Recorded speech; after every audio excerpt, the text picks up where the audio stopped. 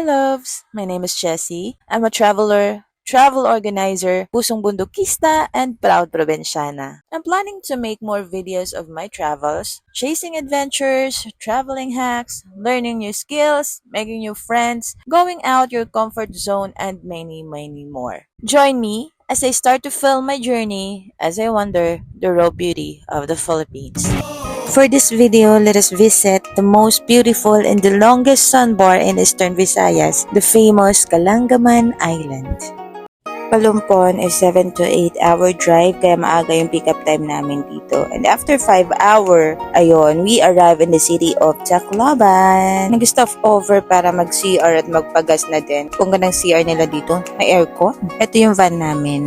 At from here, Tacloban, 2 to 3 oras na lang papuntang Palumpon. Hi Danielle! Ayan, so here we go. We are going to Palumpon later, which is 1.5 or 2 hour drive na lang. Mali ata yung nasabi ko kanina.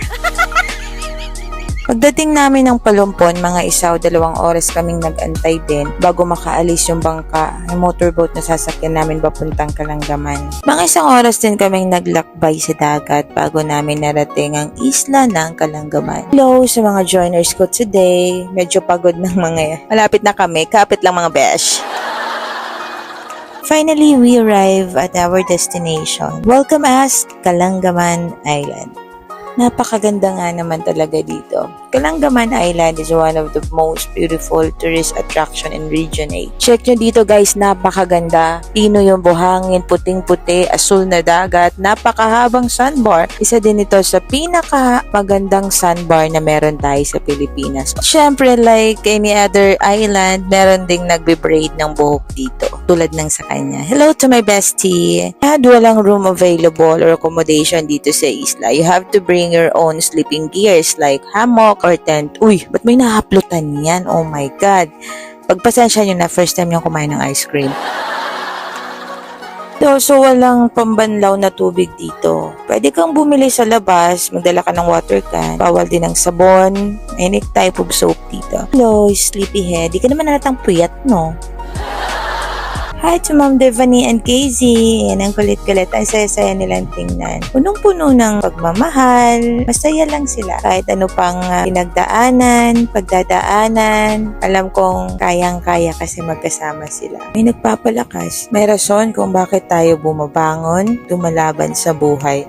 Patuloy na nangangarap. Hindi lang para sa atin, kundi para sa mga mahal natin sa buhay. Kaya love, ano ba yung reason at patuloy kayong lumalaban, bumabangon every morning at umaasa na sana maging maayos ang araw na to. Masaya, mas okay kaysa sa nagdaang araw. Meron ding mga activities sa isla, like pwede kayo mag-rent ng ATV and libutin nyo yung buong isla. Meron ding jet ski. Ayan, medyo pricey lang pero sulit naman. Pwede kayong mag-ambagan ng mga kasama mo na gusto din gumamit. Bet ko talaga tong dalawa. Sana magkatuluyan to. Di ko papakita yung faces para iwas issue. Hi to Ma'am Abby. Ayan, laging solo yan. Single kasi parang ako. Naisip na lang namin baka hindi pa pinapanganak yung para sa amin. O kaya baka nasagasaan ng truck. Wag naman Lord.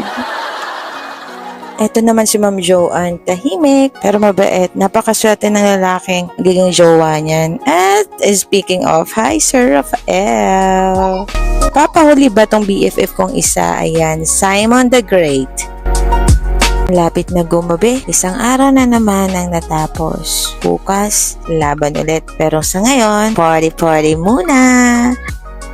At gabi na nga. Tapos na din silang mag-dinner. Nagkabit ako ng mga fairy lights. Sa mga pupunta dito, need yung magdala ng sarili nyong ilaw, lutuan, lahat-lahat na dahil walang available sa isla. Good morning everyone! Naglakad-lakad ako ng onti dito. Mga tulog pa sila. Maaga ako nakatulog nung gabi. At pinuntahan ko na rin yung famous sandbar ng Kalangaman. Mas maganda dito umaga. Kasi just to catch the sunrise, kalmado yung dagat, at makikita mo talaga yung haba nung sandbar kasi nga low tide. Pakagandang isla nito. Sulit na sulit kahit napakahaba nung biyahe at nakakapagod. Pero pag nakita mo to, lahat ng pagod mo mawawala. Papaupo ka na lang sa gilid at mapapahanga ka sa lumikha ng napakagandang tanawin to.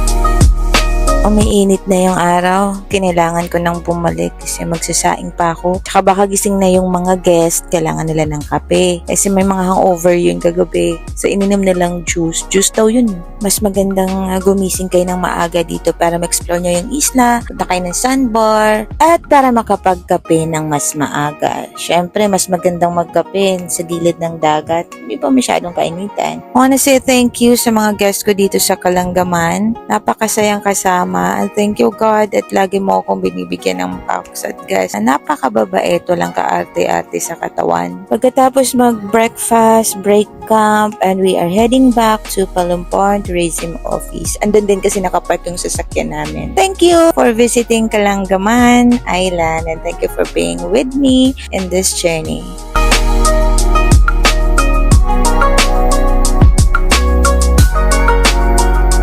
Thank you, G. Biniyayaan mo kami ng napakagandang panahon. Masasayang mga kasama. Above all, thank you for taking us home safe and sound. Ano, loves? Tara, sama ka sa biyahe ko.